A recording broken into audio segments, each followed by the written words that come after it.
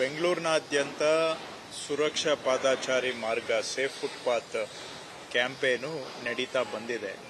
ಈಗಾಗಲೇ ಸುಮಾರು 600 ಕಿಲೋಮೀಟರ್ ಅಷ್ಟು ಫುಟ್ಪಾತ್ನಲ್ಲಿ ಬೇರೆ ಬೇರೆ ರೀತಿಯ ಒತ್ತುವರಿಗಳು, ಕೆಲವರು ಅಂಗಡಿ ಕಟ್ಕೊಂಡು ಮುಂದೆ ಬಂದಿದ್ದು, ಕೆಲವರು ಮೆಟ್ಲುಗಳನ್ನು ರ್ಯಾಂಪ್ಗಳನ್ನು ಇಟ್ಕೊಂಡಿದ್ದು, ಅಡ್ವರ್ಟೈಸ್ಮೆಂಟ್ ಬೋರ್ಡ್ಗಳನ್ನು ಫುಟ್ಪಾತ್ ಮೇಲೆ ಹಾಕಿದ್ದು, ಅದಲ್ಲದೆ ಕೆಲವು ಕಡೆ ಬೀದಿ ಬದಿ ವ್ಯಾಪಾರಿಗಳು, ಹೀಗೆ ಸುಮಾರು 600 ಕಿಲೋಮೀಟರ್ ಉದ್ದದ ಫುಟ್ಪಾತ್ ತೆರವು ಕಾರ್ಯಾಚರಣೆಯನ್ನು ಇಲ್ಲಿಯವರೆಗೂ ಕೂಡ ಮಾಡಿದ್ದೇವೆ.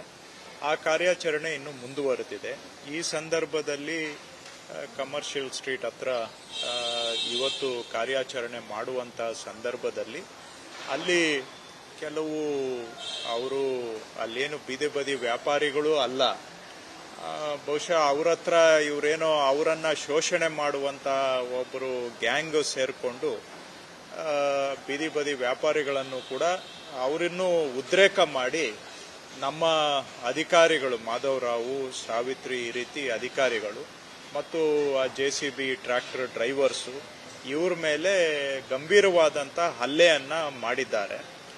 ಇಬ್ಬರು ನಮ್ಮ ಈ ಟ್ರ್ಯಾಕ್ಟರ್ ಡ್ರೈವರು ಮತ್ತು JCB ಡ್ರೈವರು ಆಲ್ರೆಡಿ ಅವರು ಹಾಸ್ಪಿಟ್ಲಲ್ಲಿ ಇದ್ದಾರೆ. ಈ ನಮ್ಮ ಬೇರೆ ಅಧಿಕಾರಿಗಳ ಮೇಲೆ ಪೆಪ್ಪರ್ ಸ್ಪ್ರೇಯನ್ನು ಕೂಡ ಬಳಸಿದ್ದಾರೆ. ಅವರು ಈ ಕ್ಷಣದವರೆಗೆ ಇಲ್ಲಿಯವರೆಗೂ ಕೂಡ ಪೊಲೀಸ್ ಸ್ಟೇಷನ್ನಲ್ಲಿ ಇದ್ದರು. ಅವ್ರಿಗೆ ನಾನು ನಮ್ಮ ಕಮಿಷನರ್ಗೆ ಹೇಳಿದ್ದೇನೆ, ಅವ್ರಿಗೂ ಆಸ್ಪತ್ರೆಯಲ್ಲಿ ಚೆಕಪ್ಗೆ ಕಳಿಸ್ಕೊಡಿ ಅಂತ. ಅವರು ಈಗ ಆಸ್ಪತ್ರೆಗೆ ಚೆಕಪ್ಗೆ ಹೋಗಿದ್ದಾರೆ.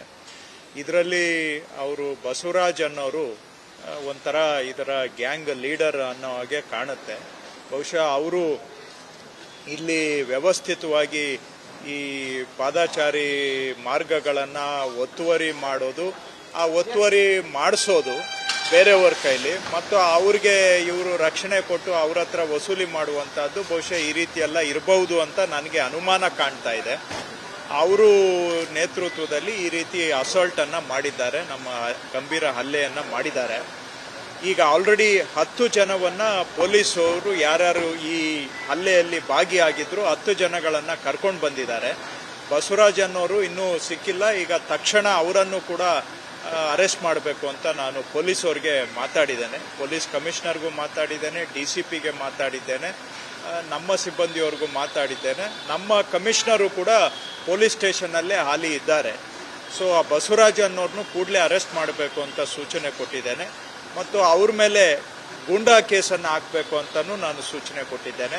ಹಾಗೂ ಬೇರೆ ಯಾರ್ಯಾರು ಈ ಪೆಪ್ಪರ್ ಸ್ಪ್ರೇ ಮಾಡಿದ್ದಾರೆ ಮತ್ತು ಬೇರೆ ಸಾಮಗ್ರಿಗಳನ್ನು ತಗೊಂಡು ನಮ್ಮ ಸಿಬ್ಬಂದಿಯನ್ನು ಹೊಡೆದಿದ್ದಾರೆ, ಅವರೆಲ್ಲರ ಮೇಲೆ 307 ಸೆಕ್ಷನ್ನನ್ನೇ ಹಾಕಬೇಕು ಅಂತಲೂ ನಾನು ಪೊಲೀಸವ್ರಿಗೆ ತಾಕೀತು ಮಾಡಿದ್ದೇನೆ.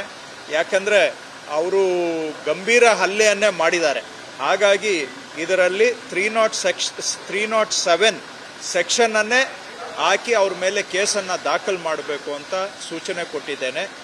ಯಾರಾದರೂ ತೊಂದರೆ ಆದರೆ ಅವರು ಬರಬೇಕು, ಅಧಿಕಾರಿಗಳ ಹತ್ರ ಅಥವಾ ನಮ್ಮ ಹತ್ರ ಮಾತಾಡಬೇಕು, ತೊಂದರೆಗೆ ಪರಿಹಾರ ತಗೊಳ್ಬೇಕು. ಅದನ್ನು ಬಿಟ್ಟು ಸಾರ್ವಜನಿಕ ಕೆಲಸ ಮಾಡ್ತಾ ಇರುವ ಸರ್ಕಾರಿ ಅಧಿಕಾರಿಗಳ ಮೇಲೆ ಹಲ್ಲೆ ಮಾಡೋದನ್ನು ಯಾವುದೇ ಕಾರಣಕ್ಕೂ ಕೂಡ ನಾವು ಸಹಿಸಲಿಕ್ಕೆ ಆಗೋದಿಲ್ಲ.